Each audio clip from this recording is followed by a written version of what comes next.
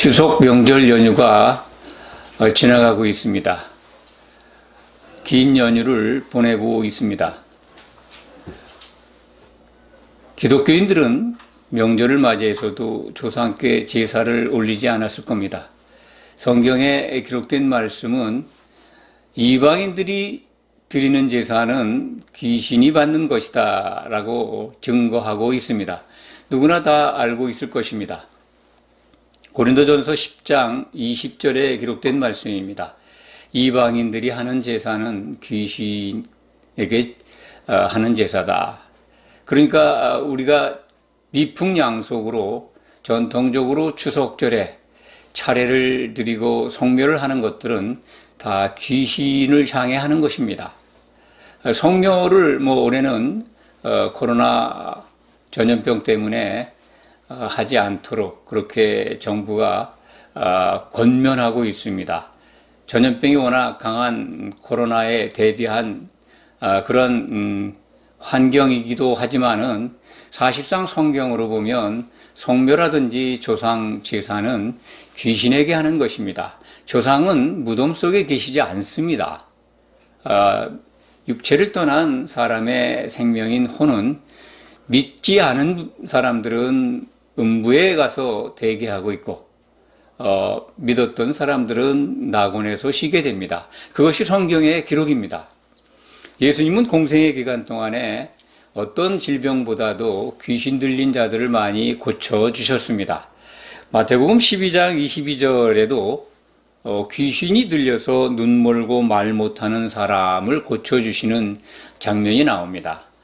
예수님이 표적을 행하십니다. 그런데 말 못하고 눈 멀은 귀신 들린 자가 병을 고침받았을 때 바리새인들이 비난을 합니다. 아주 폄하를 합니다. 저가 귀신의 왕 바알세불이라고 이렇게 기록이 되어 있습니다. 그 나라 말로 바알세불이라고 하는 것 같습니다. 사탄이죠. 귀신의 왕. 이 사탄에게 힘을 빌려서 귀신들을 쫓아낸다라고 비난하고 폄하하고 있습니다.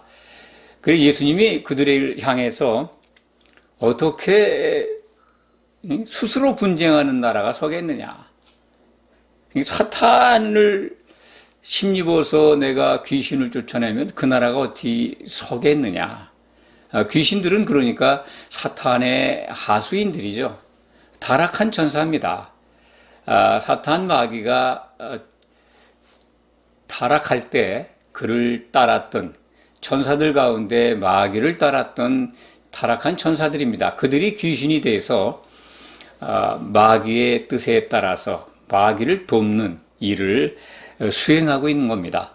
특별하게 성경을 통해서 보면 귀신들은 이 병을 가지고 사람 속에 들어오는 것 같습니다.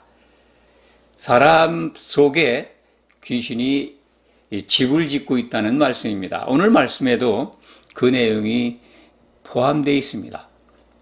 귀신이 어디 사느냐? 그런 것을 궁금해하는 사람도 있겠습니다만 귀신이 가장 좋아하는 곳은 물이 없는 사람의 속입니다. 사람 속에 들어와서 사람의 혼에 영향을 미쳐서 생각에 욕심에 어떤 의지에 영향을 미쳐서 괴롭힙니다. 그래서 로마서에 보면 육신대로 살면 사망이고 영을 따라 살면 생명과 평안이라는 말씀을 하는 겁니다. 귀신이 들어와서 작용함으로써 병도 가져오고 또 육신대로 살게 그렇게 사람을 끌어가기도 하고 그렇습니다. 성경을 보면 귀신이 하는 일들이 그렇습니다. 궁극적으로는 사탄이 하는 일, 이간질하고 또 시기하고 질투하는데 여러 가지 영향을 끼친다고 봅니다. 우리는 하나님이 택하신 자들, 구원받을 상속자들을 위해서 천사들을 보내신 것을 기억합니다. 천사들도 그래서 우리 신앙생활을 하고 있는 그리스도인들, 성도들을 위해서 천사들은 활동하고 있습니다. 반면에 하나님의 영인 성령은 교회에 역사하면서 우리를 하나님의 뜻대로 우리가 세워지도록 쉬지 않고 일을 하고 계십니다. 예수님은 공생의 기간 동안에 성령을 힘입어서 귀신을 쫓아냈습니다. 그럼에도 그것을 알지 못하는 바리새인들이 예수님을 아주 원색적으로 비난하는 거죠. 귀신의 왕을 힘입어서, 바알세불을 힘입어서 귀신을 쫓아낸다고 하니 얼마나 어이없는 말이겠습니까? 예수님이 그래서 스스로 분쟁하는 나라가 어떻게 서겠느냐, 그런 말씀을 하시면서 이 성령 모독죄, 성령 거역죄에 대해서 일러주십니다. 성령을 모독하거나 성령을 거역하면 이 세상과 오는 세상에서도 용서를 받지 못한다는 것이 마태복음 12장에 기록된 말씀입니다. 31절부터 32절 사이에 성령 모독죄, 성령 거역죄에 대한 말씀이 기록되어 있습니다. 귀신에 관한 우리나라 말 속에 여러 가지 속담이나 이야기들이 있습니다. 여담으로 들어주시기 바랍니다. 이 귀신이 곡한다는 말이 있습니다. 참 신통한 일이 나타나거나 감쪽같이 참 어려운 일들이 풀어지면 귀신이 곡할 일이다. 귀신이 곡한다는 게 귀신이 방해하고 있었는데 그것을 안 되게 회방하고 있었는데 그게 풀어졌다는 거죠. 그래서 아주 참 신기하게도 신기한 꾀가 생각이 나서 어려운 것들이 풀어졌을 때, 그래도 해결이 됐을 때, 감쪽같이 나은 죄가 풀어졌을 때 참 그 귀신이 곡할 일이로다. 귀신이 회방하고 있었는데 그것이 풀어져가지고 귀신이 참 애곡하면서 떠난다는 그런 의미죠. 사실 예수님은 성령을 힘입어서 귀신을 쫓아냈습니다. 그러면 귀신이 곡하면서 떠나가는 일이죠. 귀신이 곡할 일이죠. 귀신이 나가야 되니까요. 애곡하는, 아마 그 병자들이 예수님이 성령을 통해서, 성령의 역사를 통해서 귀신을 쫓아냈을 때 애곡하며 나갔을 겁니다. 그래, 이제 귀신이 곡할 일, 이런 일들이 사실은 교회에서 항상 일어나야죠. 만약에 교회에 귀신들이 들어와 있다 하더라도 귀신이 곡하면서 나가야 되는데, 오늘날 교회의 모습을 보면 귀신이 곡은커녕 파한대소하고 있을 거라는 생각이 듭니다. 참으로 안타깝습니다. 이 부분은 나중에 좀 더 설명드리겠습니다. 또 하나 속담이 있다면 귀신 씨나라 까먹는 소리 한다, 그런 말이 있습니다. 신나라 까먹는다 이렇게 발음이 변형되어 있는데 씨나락입니다. 원래는 씨, 벽시죠. 시 밑에 사이숏, 신나락, 나락이죠, 나락. 신나락 까먹는 소리다, 그런 뜻입니다. 그러니까 귀신이 신나락 까먹는 소리라고 하는 그 상황은 귀신이 제사를 받아 먹으러 조상 제사 때마다 옵니다. 귀신이, 그 조상이 귀신에게 이끌려서 귀신과 더불어 살았다면 틀림없이 제사를 먹으러 올 겁니다. 성경의 기록을 유추해 보면 그렇습니다. 그 귀신에게 제사하는 거라는 말씀이 있으니까요. 조상 제사가. 그러면 그 제사를 받으러 왔는데 벽시를 까먹는 소리가 들린다는 거예요. 귀신이. 그 제사 때. 왜냐하면 제사가 너무 허술하다는 걸 뭐랄까요, 가리키는 말입니다. 귀신 씨나라 까먹는 소리에 그 담겨 있는 말이 어떤 일이 아주 굉장히 소홀하고 엉터리라는 거죠. 그러니까 이제 허술하다 또는 어이가 없는 상황이다, 그런 뜻입니다. 귀신 씨나라 까먹는 소리다. 참 어이가 없다. 그 하지 않고 뭐랄까요, 어리숙하고 또 엉망이다, 이런 뜻일 겁니다. 엉망인 상황이다. 제사를 받아 먹으러 왔는데 너무 허술해서 그 광에 가서, 귀신이 광에 들어가서 그 쌀이 아닌 그 벽시를 까먹고 듣고 있더라. 그 소리가 들리더라. 그런 뜻입니다. 그러니까 후손들이 제사를 차렸는데 귀신이 받아먹으러 왔는데 너무 허술해서 광에 가서 벽시야를 까먹는 거죠. 아마 쌀밥도 올리지 못했던 것 같습니다. 이제 그런 데서 나온 허술하고 엉망이고 어이없는 상황. 귀신 신나라 까먹는 소리 하고 있네. 그러니까 진짜 그 엉뚱한 상황을 만들고 있네. 이런 뜻일 겁니다. 이 귀신에 속한 몇 가지 속담 또는 그 여담을 드렸습니다. 이 조상 제사에 이러한 속담이 있는 걸 보면 정말 성경에 기록된 대로 이방인들이 이런 뭐랄까요, 자기들 신과 조상들에게 드리는 제사는 다 귀신이 받아먹는 제사인 것이 분명합니다. 우리는 복음을 듣고 교회로 모인 성도들입니다. 그렇기 때문에 교회는 성령의 충만함 속에 있어야 합니다. 조금 전에 말씀드린 것과 같이 교회는 참 귀신이 곡하면서 다 쫓겨나야 되는 곳입니다. 귀신이 만약 들어와서 들락날락 한다 하더라도 성령의 힘을 입어서 귀신은 쫓겨나가야 되고 쫓겨나는 귀신들은 곡을 해야 마땅합니다. 그런데 오늘날 우리나라 교회를 보면 참 어이가 없습니다. 신나라 까먹는 소리가 지금 펼쳐지고 있는 것 아닌가. 참 교회가 너무 허술하고 어이가 없습니다. 왜냐하면 물이 마르기 때문에 그렇습니다. 물이 없습니다. 성령이 메말라 있습니다. 오늘 본문 말씀 12장 43절에서 45절 사이에 보면 더러운 귀신이 사람에게서 나갔습니다. 그 나간 것이 나가게 되는 거는 물이 들어왔다는 거죠. 물이 없는 곳을 찾아서 나가는 거죠. 애곡하면서 나갔을 겁니다. 성령의 힘을 입어서 예수님이 귀신을 쫓아내니까 귀신이 나간 거죠. 그거의 연장입니다. 마태복음 12장 22절부터 지금 42절 지나서 43절에 오기까지 이것은 같은 테마를 말씀하는 겁니다. 예수님이 귀신을 쫓아냈는데 그걸 참 바알세부를 힘입어서 쫓아낸다고 폄하하니 쭉 여러 가지 말씀을 하시면서 43절에 가서 그 쫓겨난 귀신이 다시 들어온다는 것을 지금 설명하고 있는 겁니다. 물 없는 곳은 다닌다. 물이 없다는 것은 성령이 메말랐다는 겁니다. 이걸 교회로 보시면 됩니다. 개인으로 보셔도 되지만은 교회에 성령이 없는 곳에 성령이 메말랐던 사람들이 모인 곳에 귀신이 들어가 있다가 교회를 이루어서 성령이 임하니까 귀신이 나간 거죠. 귀신이 나갔습니다.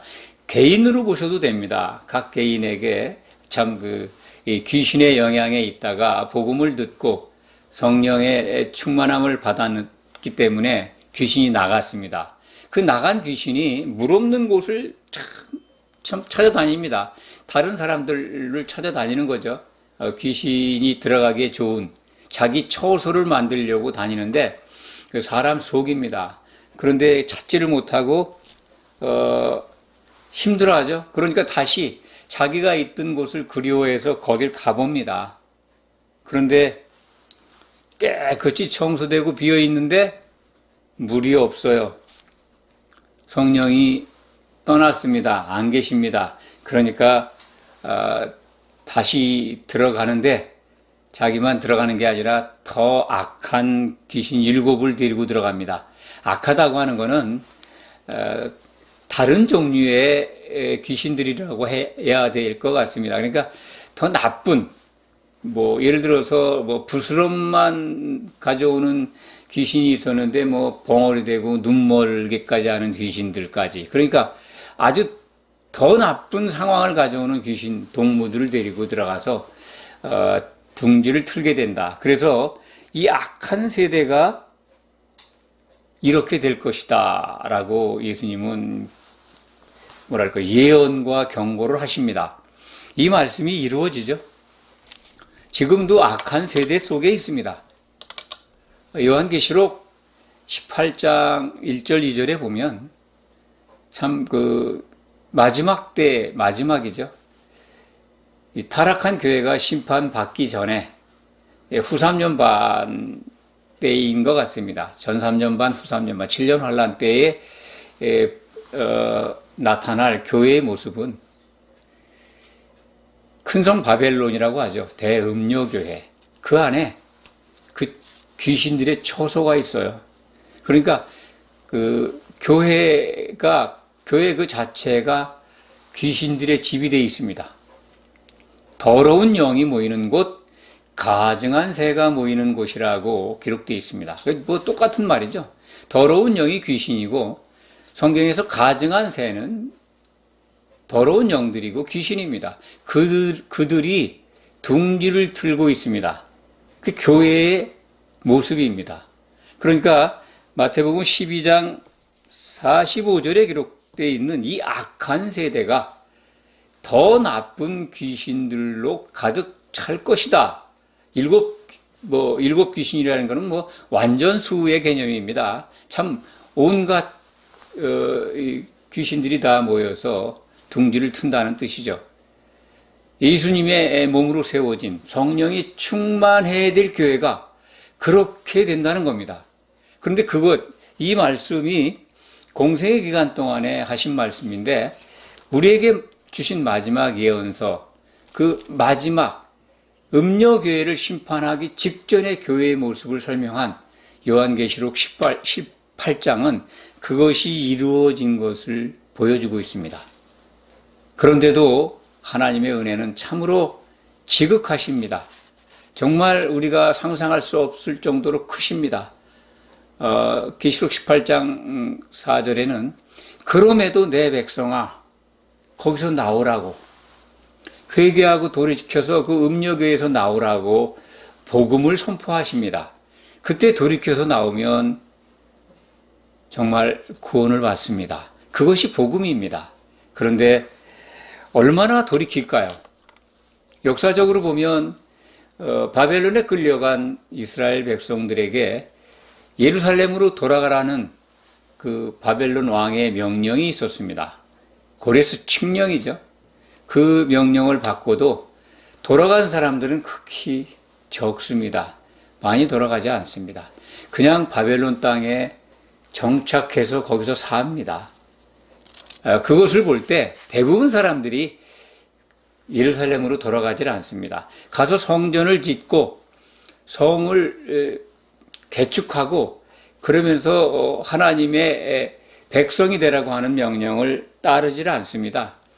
그런 걸 봐서 볼 때 요한계시록 18장 4절에 기록된 내 백성아 거기서 나오라는 명령을 받는 사람들이 그리 많을 것 같지는 않습니다. 참 오늘날 교회의 모습이 귀신이 곡하는 교회가 아니라 귀신이 파한대소하는 교회가 돼가고 있다 하는 생각을 지울 수가 없습니다. 그것은 교회 안에 나타나 있는 그 여러 가지 현상들, 또 거기서 보이는 모습들이 그렇습니다. 늘 갈등합니다. 분쟁합니다. 성도와 성도 사이에는 시기와 질투가 참 끊이지 않습니다. 그 다 누가 하는 겁니까? 그 배후에 사탄이 있는 겁니다. 교회에 그러한 귀신들이 들락날락하는 게 없을 수는 없습니다. 그것은 성경을 통해서 보면 그렇습니다. 성경을 통해서 보면 영이 거듭난 자들도 귀신의 영향을 받습니다. 변질되는 사람들도 있고 그래서 그리스도의 심판대에서 추락하는 성도들도 있는 겁니다. 교회에 들어온 예수님의 몸인 교회의 지체가 된 자들에게는 그냥 구원이 완성된 걸로 그렇게 이해하는 분들도 있고 가르치는 분들도 있는데 그렇지 않습니다. 영이 거듭나 있어도 귀신은 들락날락합니다. 만약 물이 말라 있다면 떠나지 않고 둥지를 틀려고 할 겁니다. 그러니까 교회 성도들이지만 순간순간 영이 거듭나 있지만 성령과 충만한 접촉이 지속적이지 않으면 귀신이 들어와서 괴롭힐 겁니다. 그런 현상들이 나타납니다. 그것을 느끼고 아는 사람들도 있을 겁니다. 그래서 사람들이 괴롭고 병도 낳고 병도 발생을 하고 그렇습니다. 그렇기 때문에 교회 지체로 있는 동안에 정말 우리가 주목해서 그리고 신경 써서 그리고 정말 간구하며 소망해야 될 것은 성령 충만함이 지속적으로 이루어져야 한다는 겁니다. 물이 없으면 귀신이 나갔다가 들어온다고 말씀하지 않습니까? 이때 예수님은 성령으로 역사하셔서 성령에 의해서 귀신을 쫓아냈습니다. 제자들은 그때 성령을 받지 못했습니다. 그렇지만 예수님과 함께 있었기 때문에 그들은 안전했습니다. 예수님이 떠나가신 다음에는 보혜사 성령을 보내주셨습니다. 그래서 성령은 이제 교회 안에 역사하고 계신 겁니다. 그럼에도 교회를 이룬 성도들에게 거듭난 자들이 모인 영이 살아난 성도들이 모인 교회에 성령이 충만하지 않으면 귀신의 처소가 되어 간다는 겁니다. 그것이 오늘 말씀에도 오늘 마태복음 12장에도 기록이 되어 있는데 성경 마지막에 가니까 확실하게 그것이 이루어지는 걸 우리가 발견하게 됩니다. 이것이 안타깝지만 어쩔 수 없는 하나님이 작정하신 계획의 과정이구나 하는 걸 인정할 수밖에 없습니다. 그렇기 때문에 우리는 깨어서 분별해야 합니다. 특히 우리나라 한국교회, 적어도 다른 나라 교회보다는 복음이 살아있습니다. 성령의 역사가 있습니다. 그런데 점점 외국의 타락한 교회를 닮아갑니다. 우리나라가 참 국가적으로나 사회적으로나 교회적으로나 참 곤란한 그리고 안타까운 모습들이 너무 많습니다. 갈등이 심합니다. 세계 어느 나라보다도 국가 권력과 백성들 간의 갈등이, 계층 간의 갈등이, 교회 간의 갈등이, 또 사회적인 갈등이 심합니다. 저는 이것을 하나님의 관점에서 보면 우리나라에 다른 나라보다는 우리나라 교회 안에 알곡이 더 많이 있다라고 하는 생각을 갖고 있습니다. 하나님께서 기뻐하시는 꼭 지켜서 승리해 하도록 인도해야 될 알곡 신자가 많다. 알곡 성도가 있다. 저는 그렇게 긍정적으로 봅니다. 왜냐하면 그런 연단을 통해서 참 다른 나라에 없는 갈등과 싸움과 다툼과 분쟁이 만연해 있지만 교회 속에서 건져낼 알곡 성도들이 다른 나라보다, 다른 교회보다 많이 있다. 가능성이 있기 때문에 이런 시련과 연단을 주신다라고 생각을 합니다. 그렇기 때문에 우리는 깨어서 분별해야 합니다. 우리들의 갈등 배후에는 마귀가 있습니다. 사람이 하는 것 같지만 그렇지 않습니다.